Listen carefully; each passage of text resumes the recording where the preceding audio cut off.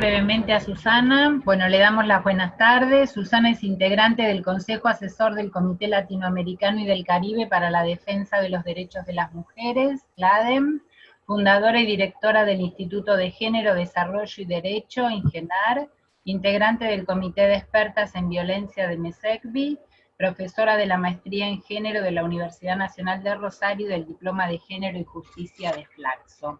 Así que bueno, tras esta breve presentación te damos la bienvenida y te escuchamos. Bueno, gracias por la invitación y es un placer compartir con ustedes, que sé que están ligadas a los medios, al periodismo. Para nosotras, digamos, desde mi profesión de abogada y también desde el MESECVI, es clave contar con el apoyo de ustedes, y al final de la charla les voy a compartir la declaración de Pachuca y las directrices para los medios de comunicación y la publicidad que emitimos ahí, en México. ¿Sí? Muy bien, gracias. Bueno, la idea hoy es comentar un poco cómo es la Convención de Belén do Pará, cómo es el mecanismo que vigila la aplicación de la Convención, y luego contarle algunas de las cosas que estamos haciendo, cómo medimos el avance de los estados en violencia, y finalmente cuáles son nuestras principales preocupaciones con relación a los medios de comunicación. ¿Sí? Siguiente. En principio, la Convención de Belén do Pará se firmó en Brasil en 1944, el 9 de junio, y 2 años después se incorpora al derecho interno argentino. Y bueno, por supuesto, ahora desde hace unos 10 años hay un estándar en todos los países del sistema interamericano que se llama el control de convencionalidad, que significa que todas las medidas jurídicas, legislativas y del Ejecutivo tienen que estar de acuerdo a las convenciones internacionales ratificadas por el país. Ese control de convencionalidad lo pueden aplicar y lo tienen que aplicar los jueces, los legisladores. O sea, en definitiva, ¿qué significa? No se puede hacer una política pública, ni una ley, ni dictar una sentencia que esté en contra de una convención internacional, sea del sistema universal de la ONU o el regional de la OEA. ¿Sí? ¿Qué dice la convención? La convención es muy escueta, tiene un catálogo de derechos pequeño comparado con otras convenciones, son solo 9 artículos del catálogo de derechos, pero se las arregla para introducir un derecho humano nuevo, que es el del artículo 3, que habla del derecho de las mujeres a vivir una vida libre de violencia. Ese derecho no estaba contemplado en ningún tratado del mundo, ni de ninguna región, pero a partir de que lo incorpora Belén do Pará, empezó a aparecer en la jurisprudencia europea y también en la observación, la Recomendación General 35 del Comité de la CEDAW de Naciones Unidas, ¿no? Uno de los artículos clave de la Convención, volviendo atrás, es el artículo 7, que incorporó al texto un estándar jurídico que era el derecho de diligencia. Ese estándar jurídico se creó por un caso de Honduras, el caso Velázquez Rodríguez contra Honduras, que era un señor que desaparece, ¿no? Y el Estado dice, nosotros no tuvimos la culpa. Los que lo desaparecieron fueron otros, no nosotros. No fueron agentes del Estado. Entonces la Corte Interamericana lo que dijo es, miren, ustedes no lo habrán desaparecido, pero no emplearon la debida diligencia para investigar quién lo hizo, sancionarlos y evitar que esto hubiera pasado, prevenirlo, investigar y sancionar esa violencia. Y a partir de ahí se generó ese estándar de la debida diligencia, y ahora se incorpora a Belén do Pará, ya siendo parte de un tratado internacional, ha sido adoptado por la jurisprudencia europea y de Naciones Unidas, y ahora en todo el mundo se habla de la debida diligencia. También plantea este artículo 7 Lo, lo recalco porque es el artículo que habla de las obligaciones del Estado, que hay que abolir o modificar normativas y prácticas jurídicas que perpetúen la violencia contra las mujeres. Las medidas que se adopten para protegerlas deben ser efectivas. Tiene que haber procedimientos legales rápidos que le permitan el acceso a la justicia y las medidas de protección. Y capacitar al personal de justicia, policía y otros encargados de la aplicación de la ley, que ahora acá en Argentina se cumpliría con la ley Micaela, que debería empezar a aplicarse adecuadamente. En la siguiente.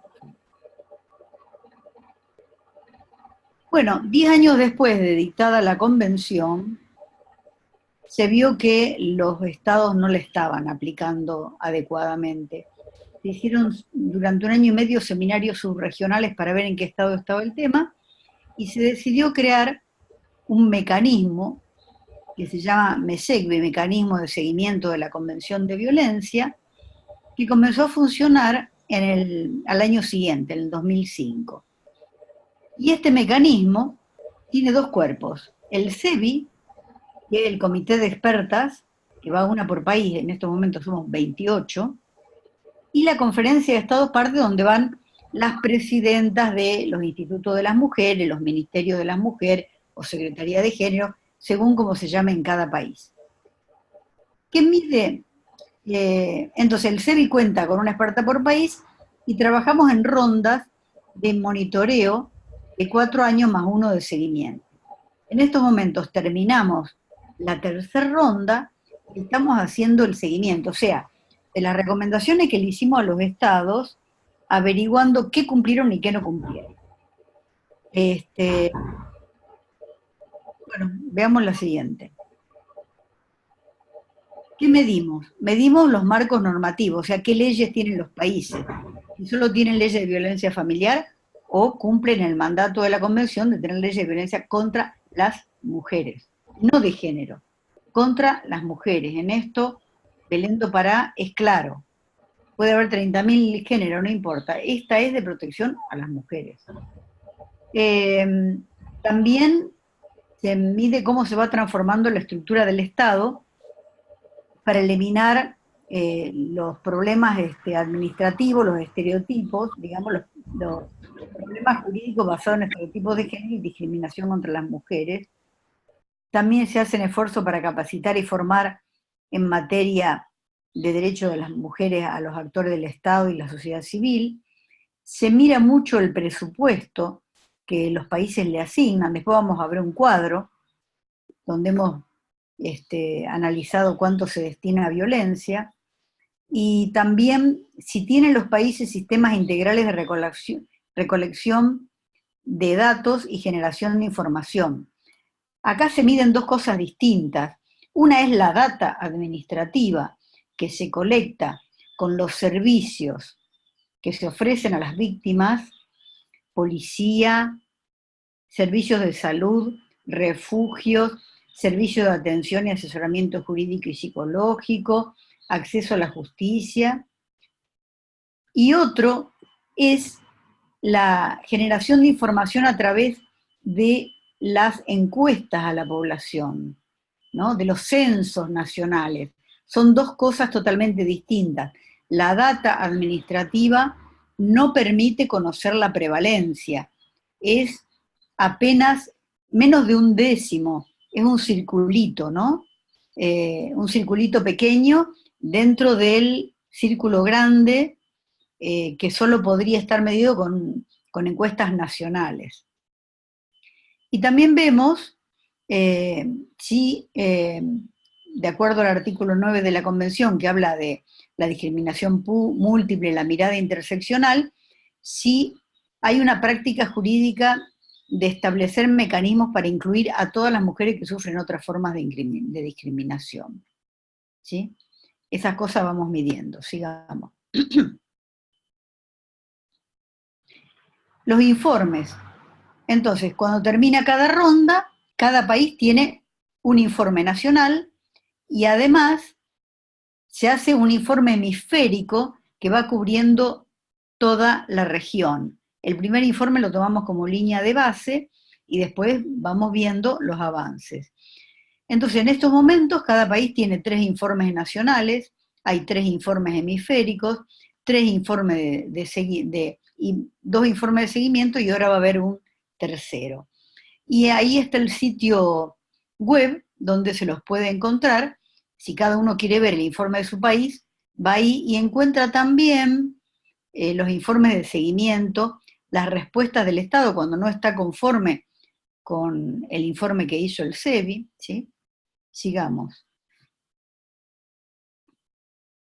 Acá estuvimos midiendo el tema de acceso a la justicia y vemos que en general los estados cumplen con apenas del 25,8% de las disposiciones de la Convención.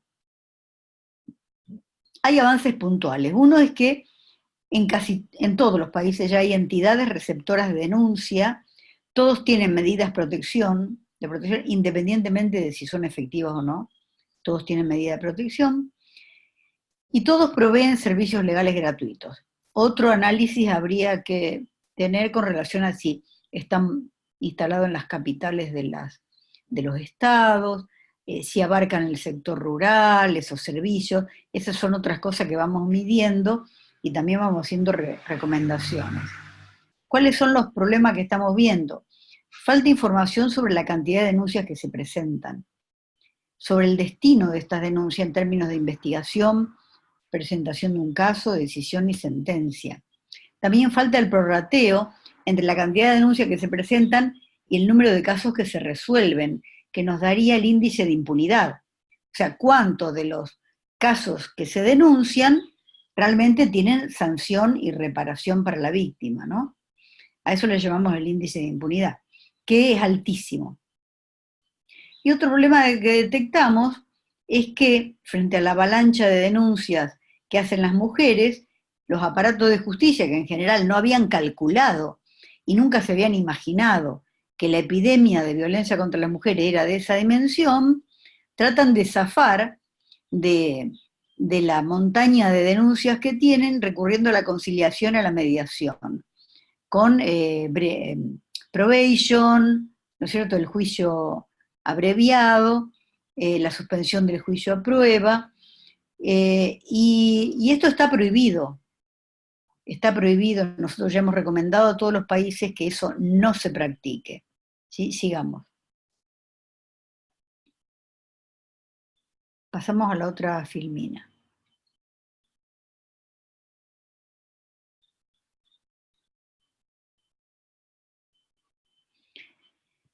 En el tema de acceso a la justicia, que es uno de los 5 ejes que investigamos, vemos que hay una escasa aplicación de los estándares jurídicos en general por los jueces, falta de capacitación, no solo en violencia, sino también en igualdad de género por parte de los operadores de justicia, y falta de confianza en el sector de la justicia por parte de la población. Esto es general en todos los países de América Latina y también del Caribe. Las mujeres prefieren callarse y solo un pequeño porcentaje se denuncia ante la policía. Otra cosa que hemos probado es que también se utilizan estereotipos discriminatorios y teorías científicas como el síndrome de alienación parental, el falso síndrome de alienación parental en el caso de los abuso sexual infantil, ¿no? Se culpa a la madre de haberle lavado el cerebro a la criatura, como si fuera tan fácil, digamos, que no se contradiga después y eso, ¿no? Es tremendo. Y hay jueces en varios países que lo están aplicando y acá en la Argentina también, ¿no? Sigamos. Pasemos a la otra. Bueno, acá esto salió al revés, no importa, porque lo que quiere demostrar este cuadro es cuánto le destinan los países al gasto para combatir la violencia contra las mujeres. Y lo que hemos comprobado es que los países de la región destinan menos del 1% a combatir la violencia. Hay acá una concepción filosófica de que la violencia contra las mujeres es un problema que afecta a un grupo, ¿no? Cuando en realidad es la mitad de la población la que corre peligro de sufrir violencia. Ahí vemos que el país que más destina es Ecuador, y Argentina, digamos, luego México está en el medio con el 0,0304, Argentina es uno de los últimos con el 0,004% del presupuesto. Y eso aún habría que determinarlo mejor, porque a veces los estados mandan todo el presupuesto del Instituto de la Mujer como si fuera un presupuesto para prevenir la violencia, y en realidad no es así, ¿no? Sigamos a la otra filmina. También lo que vamos viendo es si el personal que tienen las oficinas es suficiente para atender ese tipo de violencia. Y acá vemos, por ejemplo, la oficina de Argentina, que atienden total por año 33.569 casos, ¿no? Y tiene 160 personas trabajando en esos casos. O sea, es muy difícil que una funcionaria siga siendo empática y solidaria con una víctima cuando tiene que atender cientos de personas, ¿no? Ahí hay un problema grave, ¿sí? Sigamos. También tenemos un sistema de indicadores para medir el avance de los estados, que son de 3 tipos.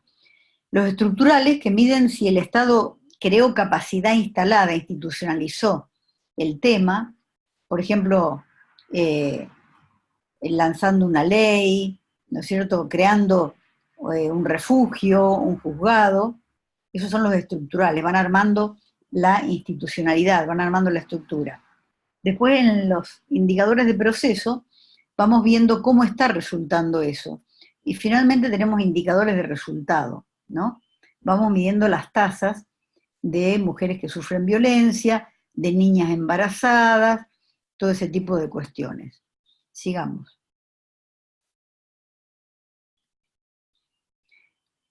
En cuanto al tema de violencia y medios de comunicación, el MESECBI emitió en el año 2014 una declaración que se llama la Declaración de Pachuca, que plantea cómo fortalecer los esfuerzos de prevención de la violencia contra las mujeres.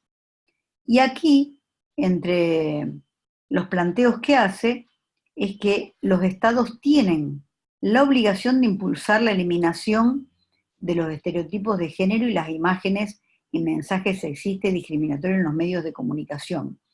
No solo en los contenidos de las noticias, sino también en las publicidades, en los medios públicos y privados, cómo utilizan un lenguaje incluyente y generan estrategias para promover la creatividad sin caer en el sexismo y la discriminación.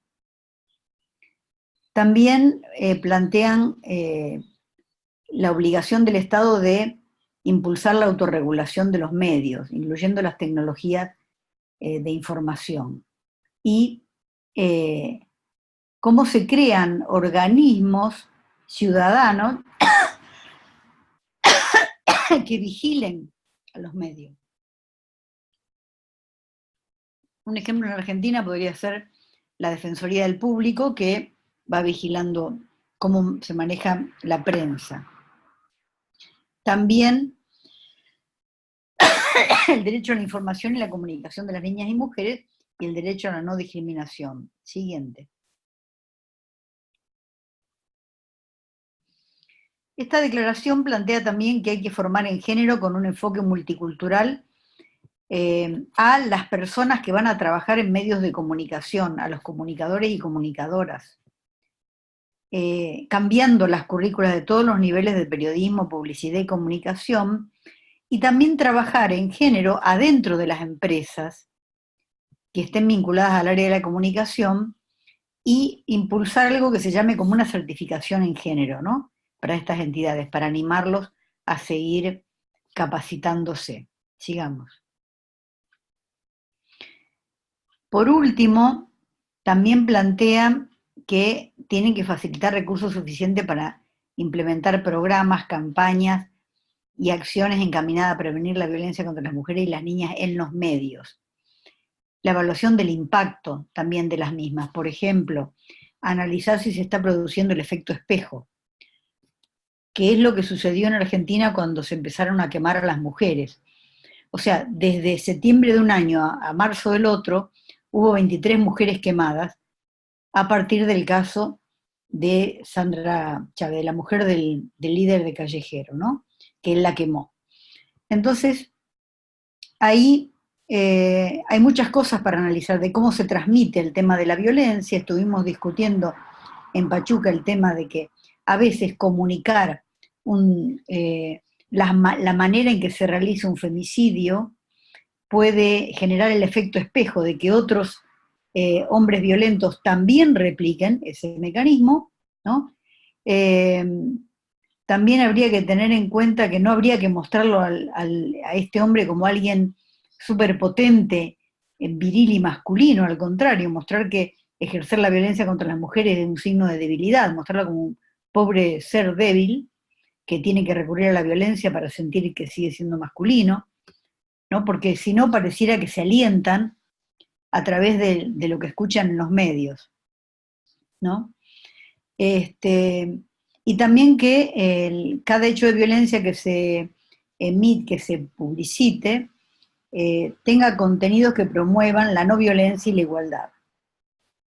Y la otra recomendación es trabajar con la sociedad civil en la tarea de evaluar cómo se está cumpliendo la Convención de Belén de Pará en relación a los medios de comunicación, en la aplicación de sanciones a la publicidad sexista y la cobertura mediática sexista, ¿sí?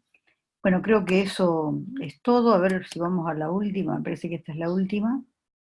Bueno, una novedad es que en marzo del 2018 todos los organismos de todas las regiones del mundo y de Naciones Unidas se unieron para crear una plataforma de mecanismos mundiales y regionales en violencia contra las mujeres y derechos de las mujeres.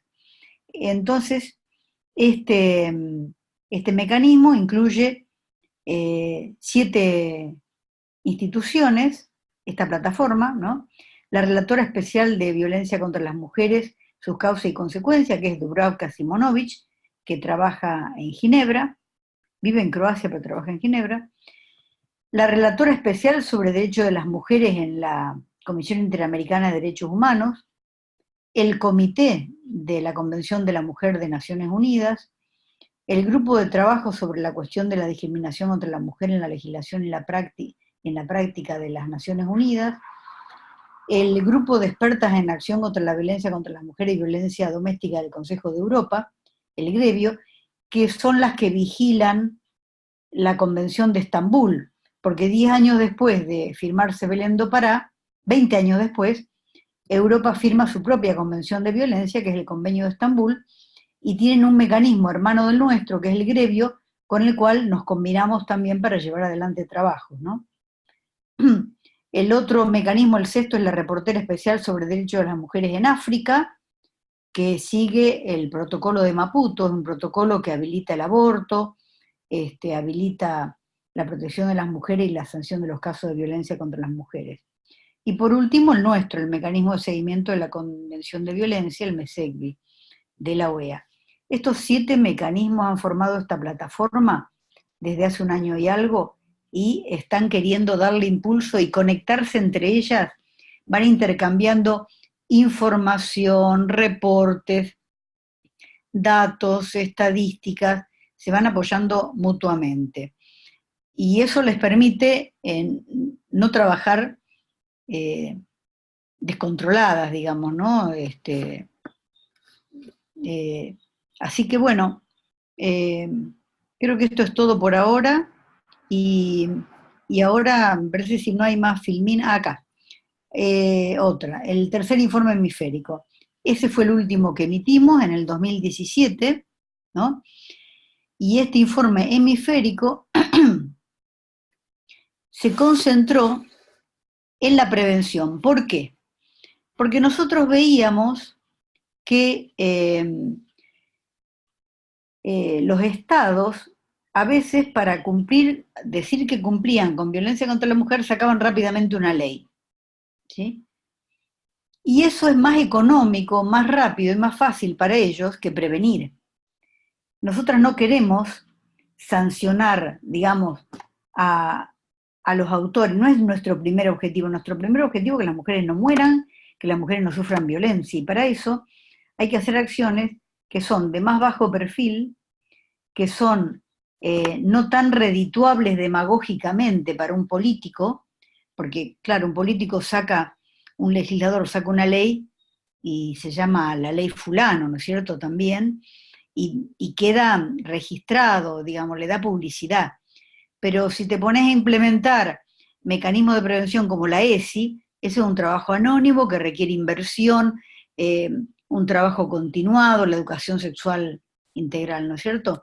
Digamos, pero es realmente lo que va a llevar a prevenir. No solo eso, hay un montón de otros mecanismos, el cambio en las currículas, los talleres de masculinidad, digamos, 10.000 cosas que se pueden hacer para ir transformando una cultura.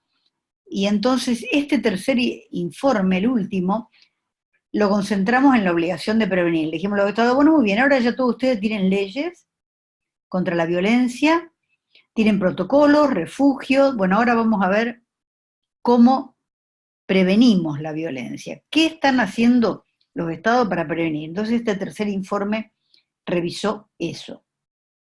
Es bastante interesante y le da obligaciones a los tres poderes del Estado, porque el Poder Judicial, por ejemplo, diría, bueno, nosotros qué tenemos que hacer para prevenir, nosotros juzgamos cuando ya el caso se produjo, lo mismo la policía. Sin embargo, esos poderes tienen que tener en cuenta que la impunidad en la que dejan muchos casos de violencia contribuye a la multiplicación de los casos y no ayuda a la prevención. O sea, un buen servicio de justicia que realmente sanciona a los perpetradores, proteja a las víctimas y las repare, etapa en la que todavía no hemos llegado en la mayoría de los países, sirve para prevenir.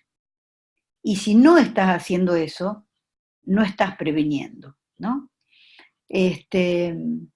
Bueno, esto sería entonces, muchas gracias, y ahora queda abierto, me imagino, para ver si tienen alguna pregunta, ¿sí?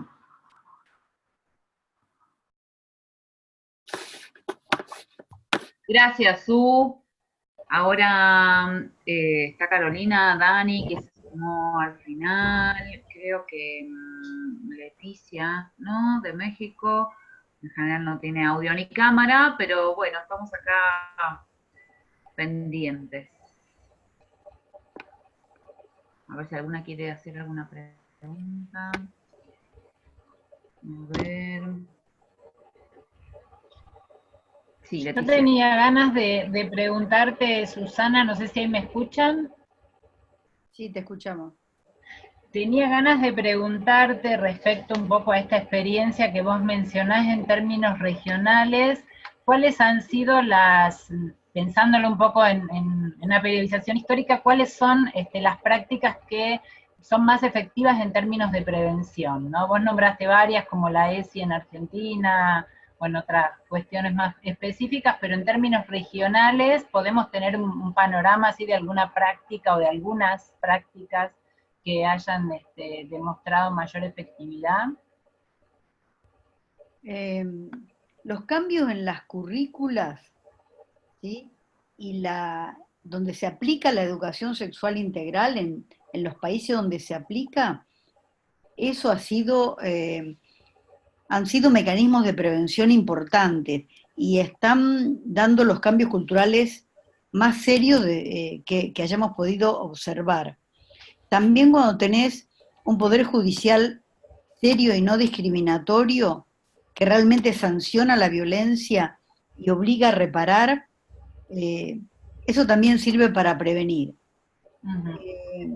Buenas leyes, también, los países que han tenido leyes deficientes, que dejan a la mujer en un lugar muy secundarizado, muy discriminado, alientan a los jueces a que den fallos discriminatorios y alientan a los perpetradores de la violencia, tengo la sensación, ¿no? Pero bueno, vamos a ver ahora que empezamos la etapa de seguimiento de este informe, de este tercer informe hemisférico, les mandamos el reclamo a los estados. Argentina contestó ayer, mandó el informe de seguimiento, hay otros países que ya lo estuvieron mandando, a ver cómo avanzaron en el tema de la prevención, y ahí vamos a poder observar, recién cuando terminemos esta etapa de seguimiento, hacemos un informe hemisférico de seguimiento que se puede encontrar en el mismo sitio web de la OEA, y ahí ustedes y nosotros vamos a poder comparar país por país y realmente responder de esta pregunta. Porque en este informe es la primera vez que nosotros le hemos preguntado a los estados qué están haciendo para prevenir la violencia. Sacamos el informe hemisférico mostrando los obstáculos y las fallas, y ahora queremos ver en qué avanzaron y cuáles fueron las prácticas que realmente les dieron resultado, ¿no? Espero que no nos descorazonemos cuando veamos los resultados. Tengo la expectativa de que no. En estos años ha habido leyes muy interesantes. Para mí una de las más fuertes ha sido la ley de respeto al tiempo de las víctimas, que se sancionó en Argentina, que plantea que una víctima de abuso sexual infantil puede esperar hasta la mayoría de edad y ahí, sin límite de tiempo, denunciar o continuar la denuncia que hicieron sus representantes legales, o denunciar cuando esté empoderada como para hacerlo, ¿no? Uh-huh. Y a mí eso me parece un avance maravilloso. Como también hay otras cosas que me parecen punitivismo autoritario, como por ejemplo la obligación ahora de que sea el decreto que acaban de sacar en nuestro país, en Argentina, de que toda violencia contra la mujer es de acción pública, o sea que cualquiera puede denunciar, y eso nosotros ya comprobamos que puede llevar a errores terribles, ¿no? Para mí es autoritarismo, es pasar por encima de las mujeres, porque las mujeres denuncian cuando pueden denunciar. Claro. Y hemos visto casos, yo recuerdo de un caso en Bolivia, donde convirtieron a la violación en un delito de acción pública, y entonces los vecinos denunciaban que la vecina de 15 años había sido denunciada, había sido violada, y por fulano de tal, ¿no? Y entonces la familia del fulano de tal iba a apedrearle la casa de la chica, pensando que había denunciado ella. Digamos, puede pasar cualquier tipo de cosas, ¿no? Claro. Y si bien puede haber ventajas en el hecho de una criatura abusada donde los padres deberían estar denunciando, y por supuesto no van a denunciar porque es una familia incestuosa, entonces los docentes a los que el chico acudió en busca de ayuda podrían denunciar, podría tener esa ventaja. Sin embargo, en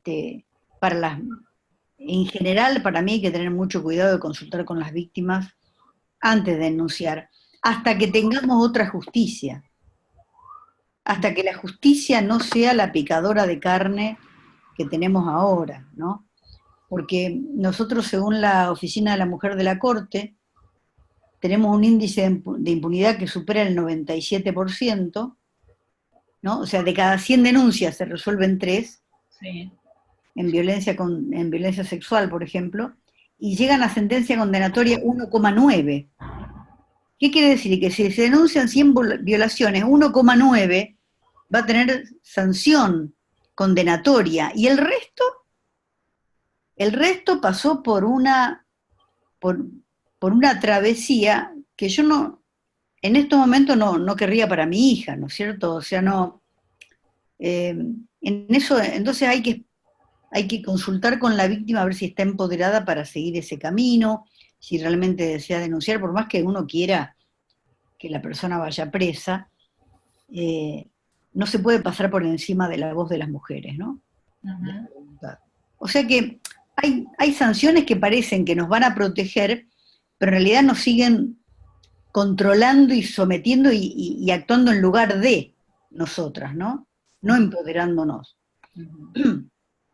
Vamos a ver, también hay medidas como los refugios, cuya sola presencia simbólica sirve como una señal a la sociedad que podría ser preventiva, decirle, miren, en esta sociedad hay un síntoma, el refugio lo marca, y es que acá hay violencia contra las mujeres, y este es el síntoma de una sociedad discriminatoria, ¿no? Pero ahora nos está pasando, por ejemplo en México está pasando, que se ha hecho una evaluación del costo de los refugios, y ustedes saben que en los refugios van las mujeres en unas determinadas épocas del año, y a veces están abarrotados y a veces están vacíos. Y entonces han hecho el cálculo de costo-efectividad y han dicho que probablemente les salga más económico darle la plata directamente a las mujeres.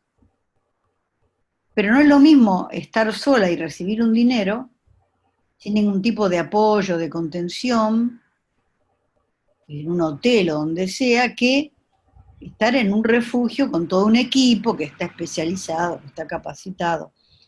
Entonces, si México llega a tomar esa medida, porque hasta ahora no la han tomado, la han frenado, pero tengo entendido, me dijeron la semana pasada que vaciaron el presupuesto de los refugios, que no los están financiando adecuadamente.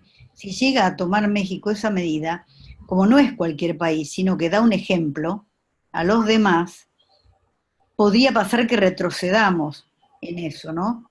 Que no es solo la atención a la víctima como tal, sino también medidas simbólicas que mandan una señal a la sociedad y que le permiten a la mujer salir de una cosa desesperada y poder empezar a recuperarse, ¿no?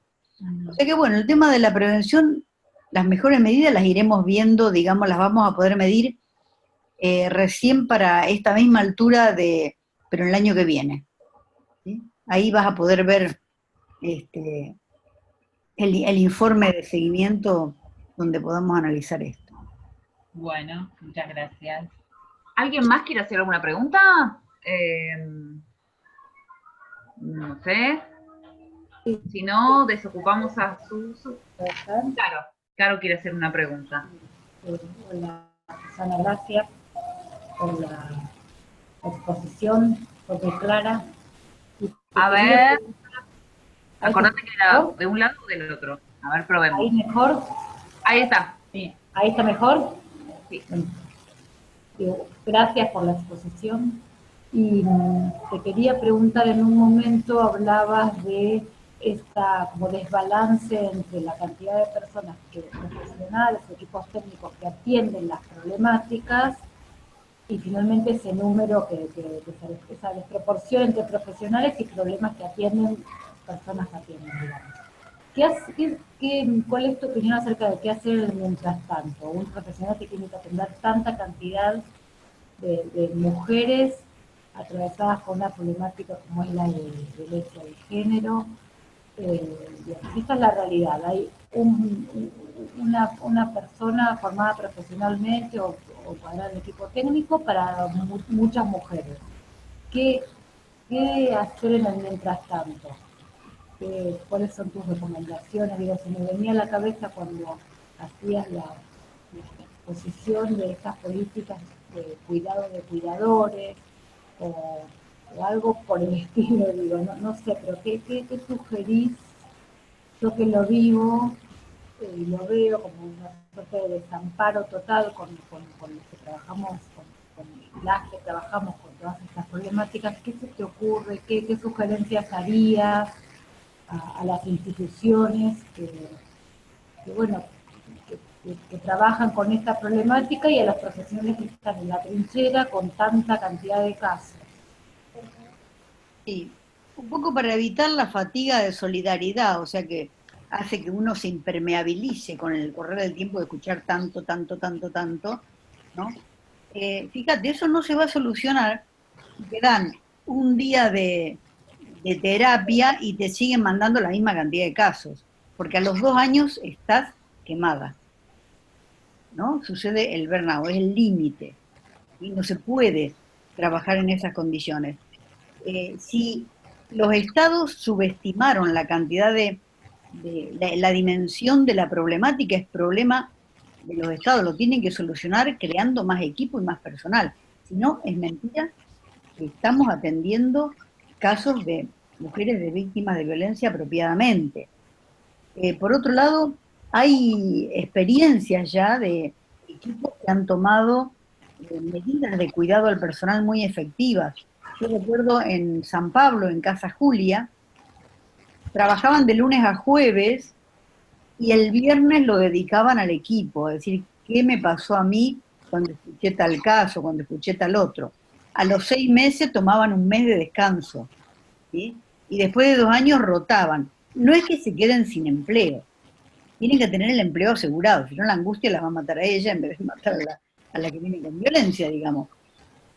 Pero tienen que ir rotando los equipos, tienen que ir rotando, porque si no, después de 2 años empezás a reproducir la violencia. No se puede seguir trabajando en esos casos indefinidamente sin una contención especializada y sin recursos y mecanismos donde la persona se recupere. ¿No es cierto? Es demasiado. Entonces, además, ustedes vieron, nosotros comparamos 3 países. Argentina, que es lo que sale en la diapositiva, tenía otra diapositiva de Chile y otra de Uruguay. El mejor ubicado es Uruguay, porque tiene un equipo de 188 para algunos miles de casos de violencia, ¿no? En Chile es lamentable, es peor que nosotros, y acá estábamos viendo en Argentina el equipo que tiene la Corte Suprema de Justicia en la ciudad más rica del país. No estamos viendo los equipitos que tienen en general. Nosotros acá estamos lidiando en la ciudad donde yo vivo, en Rosario, con equipos de fiscales que han asignado, sí, tenemos la Fiscalía de Género, y que le han puesto 2 personas o 3 personas para trabajar con la fiscal, creyendo que iban a venir 100 casos en el año. Y cuando pasaron más de 1000 casos, y las personas empezaron a esperar más de 6 horas sentadas en la puerta, en los pasillos de las fiscalías, ¿sí? Empezaron a salir las probation y las suspensiones del juicio a prueba como mecanismo saludable. Y si te opones, sos una fanática, ¿no? No es así. ¿Qué quiere decir? Yo no tengo la culpa de que el Estado no haya calculado y no le haya dado importancia al tema, ¿sí? De que la ceguera de género del Estado conduzca a la gente a sus equipos.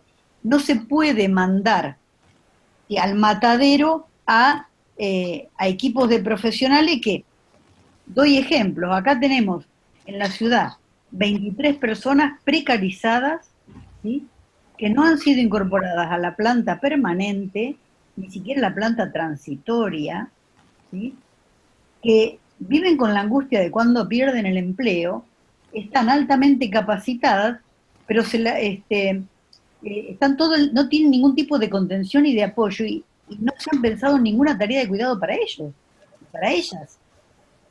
Y así no se puede trabajar violencia, ¿no? Entonces me parece que hay que reflexionar un poco sobre eso también. Muchas gracias. Gracias.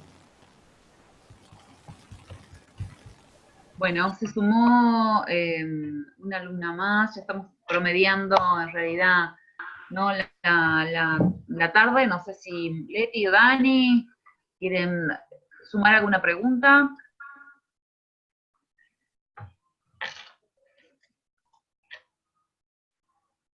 Bueno. Bueno, entonces un abrazo para todas y un gusto haber conversado con ustedes, que les vayan bien y nos vemos.